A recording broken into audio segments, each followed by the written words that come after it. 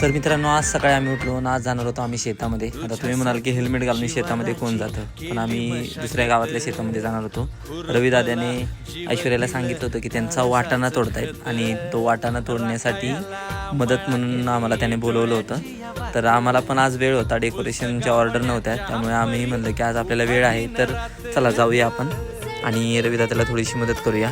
तर रविदादाचं शेत हे पानस गावामध्ये होतं, जिथे त्याने वाटाणा लावला होता.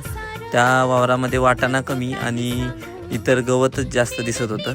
तर तिथं आम्ही पोचल्यानंतर त्यांना वाटलं नव्हतं आम्ही येऊ, तरी पण आम्ही गेलो होतो. त्यामुळे ते जरा उत्साही झाले, कारण त्यांचं काम जरा स्पीडमध्ये होणार होतं. तिथे गेल्यानंतर ऐश्वर्या मला बोलली की तुम्ही व्हिडिओ काढा आणि केलेले व्हिडिओ एडिट करा, तोपर्यंत मी वाटाणा तोडते. मग त्यानंतर तिने वाटाणा मी थोड्या वेळ व्हिडिओ एडिट केल्या आणि त्यानंतर सोहमसोबत गप्पा मारत बसलो. तो काय हसायला तयारच नव्हता. त्याला भरपूर हसायसाठी प्रयत्न केले, पण तो काय हसतच नव्हता. शेवटी मी त्याला हसवणं सोडून दिलं